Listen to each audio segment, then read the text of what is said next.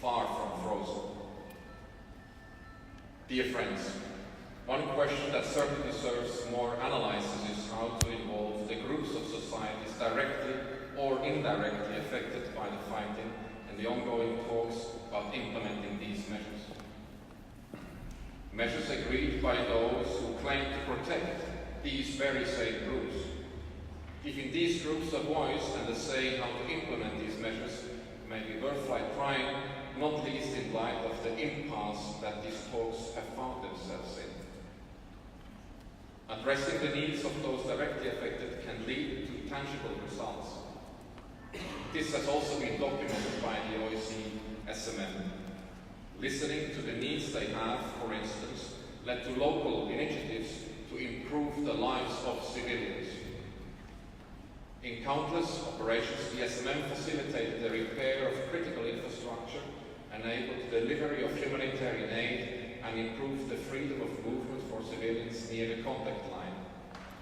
All of this despite the apparent stalemate in Minsk, despite the emotionally charged, politicized, and toxic political environment. Involving groups of the society in the process, though, can help because they have a chance to deposit their demands for their living conditions. It appears that addressing their needs can be a driving factor. It can be a factor that unites the sides who would otherwise not stick to agreements. Yet, these efforts by the ОБСЕ are mere symptom treatment. Frequently, these very tangible results are being nullified by the continued fighting. The root causes are not being addressed, and the questions that I've outlined earlier have not been answered. While providing temporary relief, one arguably postpones or avoids to answer the questions. When will it end? Who is guilty? Dear friends, while Ukraine's sovereignty and territorial integrity must be fully restored before any comprehensive judicial process can take hold, dealing with the effects of the armed violence, dealing with the past should start while this past is the present, while the conflict is still ongoing. It should be on the agenda now. If such processes start at the very outset of an armed conflict, can they act as a soothing or calming factor? Can they help to avoid escalation or protraction? Ladies and gentlemen, as I mentioned earlier, time is not on the side of those who genuinely seek to end the conflict, who seek honest answers to their questions. The longer a conflict lasts, the more difficult it will be to end it or to overcome the emerging divisions. Take a child living on Olympatska Street in government-controlled Mariupol. Let us call him Volodymyr, who was 5 years old at the outset of the conflict, and a girl of the same age, let us call her Anna, growing up in the Kievsky district of non-government-controlled Donetsk. Both have lived the past 4.5 years at the contact line, witnessing armed violence every day. Volodymyr and Anna are now 10 years old. By all means, they will not remember how it was before the conflict took hold of their lives and that of their families and their friends. Anna and Volodymyr may still recall accounts of their parents and grandparents of how the Donbass was before, but these stories become rare and fade. The relentless news cycle, pretending to answer the questions of guilt and responsibility, and, as a result, new, much different realities they both grew up in, will dominate their memories. For them, dealing with the past is exposure to the harsh realities without a reference point. Add another 5 years of the same realities to their young lives, and Anna and Volodymyr will represent a new generation of Ukrainians with an entirely different perception of the past. Unless the question of when the violence will end, of guilt and responsibility are being dealt with carefully and comprehensively, I'm afraid the scenario that Anna and Volodymyr and their generation face is not a too distant reality.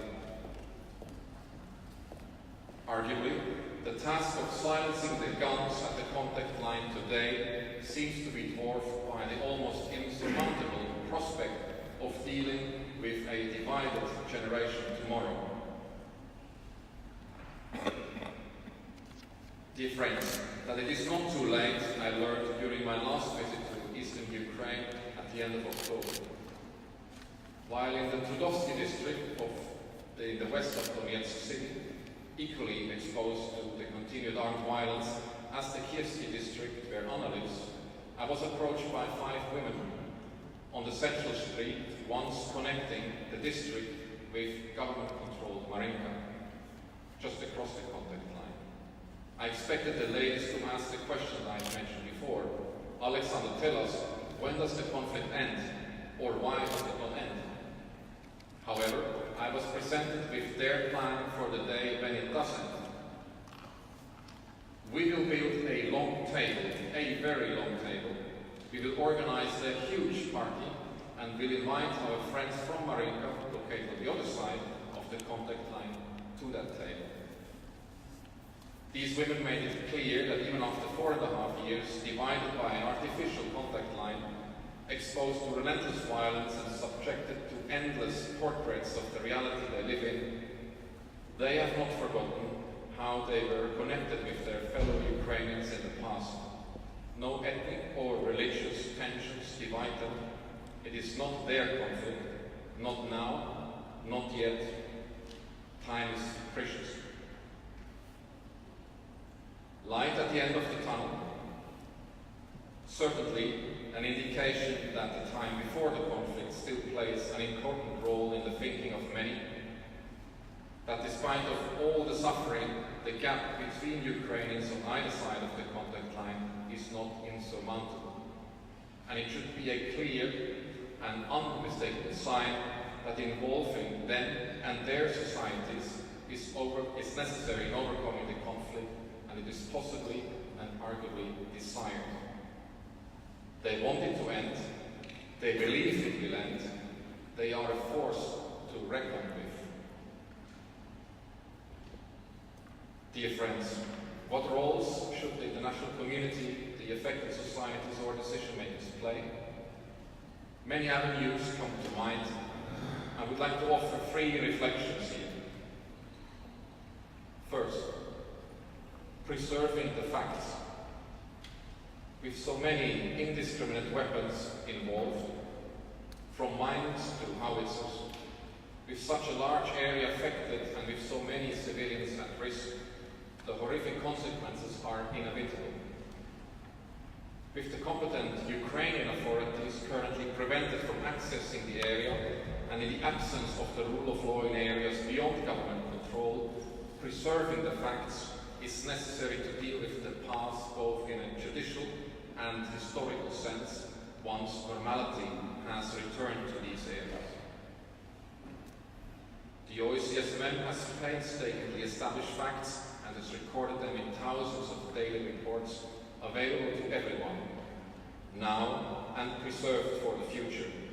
These objective and bare facts, currently often ignored by those who should address them, may serve to document history books and be used by the competent authorities to examine the past in judicial processes, be they criminal or civil. Other actors, such as the United Nations Human Rights Monitoring Mission, document individual cases of human rights violations, also with a view to future accountability. Their quarterly report also gives victims a voice. After all, Anna in Donetsk and Volodymyr in Mariupol should be given a chance to know the facts so that they can make their own decisions and to build their own opinions based on these facts. The civil society must be empowered and supported, also financially, in further contributing with its own testimonies on what is happening. Increasing the cooperation with the international community and vice versa is also to consider. The recent creation of a civilian casualty mitigation team in Ukraine's armed forces in consultation with non-governmental organizations is one of many initiatives that demonstrate that such cooperation works. Number 2, establishing a minimum level of accountability. The absence of accountability leads to impunity. Impunity, in turn, leads to more violence, a vicious cycle. Even without proper rule of law in place on one side of the contact line, mechanisms should be developed below the threshold of a judicial process to hold those to account who have violated agreed principles. These measures should contribute to preserve the facts, inquire into violations of agreements, and prevent similar violations in future. The international community should contribute with best practices, funding, and where needed, with personnel. In particular, the concept of establishing a commission to review committed violations of agreements and prevent new ones from reoccurring should be considered. Civil society should be contributing to such a mechanism either by a representation or contributions in the form of reporting of incidents that would fall within the framework of such a process. Third, maintaining the dialogue.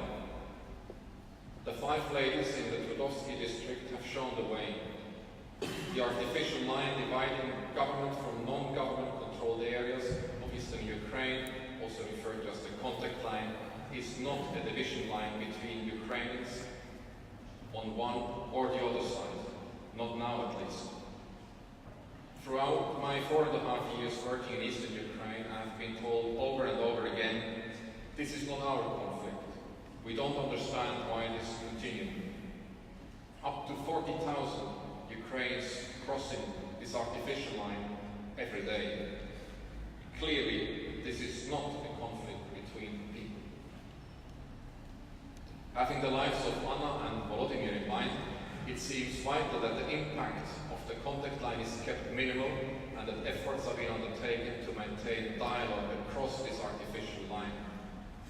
Involving civil society groups across the line would be one way to overcome the impasse of the dialogue in Minsk. Workers could talk to workers, mothers to mothers, or doctors to doctors. Where decision makers can't talk for a variety of reasons, civilians can, do, and want. In this context, I would like to underline that the societies in and around Ukraine bear responsibilities themselves. I believe that the ability to dialogue, controlling decision makers, democratic solidarity, and the avoidance of stereotypes is learnable. In essence, this is the contribution of the civilian society. This is the social contribution to ending the conflict in Ukraine, Russia, and in other European countries. Every conflict will end. So will the conflict in and around Ukraine. While silencing the guns seems not impossible, and the ОБСЕ has documented that there is relatively tight command and control on both sides of the contact line, dealing with the echoes of years spent in different realities will take a lot of time and cannot be resolved as the armed violence by issuing orders to stop firing. The not-so-new ideas I have outlined might help in overcoming the past, but much more work will be needed to overcome and that some of this work arguably need and must start now. As I've mentioned before, a contribution of the affected societies is both possible and needed to accelerate that work. As long as the paternalistic thinking and the lack of pluralism in opinion shape these societies, all controlling dealing with this conflict will remain in the hands of the decision Dear friends, the ladies in the Tudovsky district have a plan. They are prepared. Civilians on both sides of the contact line and elsewhere in and around Ukraine are prepared and long for the day to come when violence ends. Including them and their needs in the process of getting there is a necessary step. And both the societies themselves and decision makers are needed to make this happen. Volodymyr and Anna certainly will not. Thank you.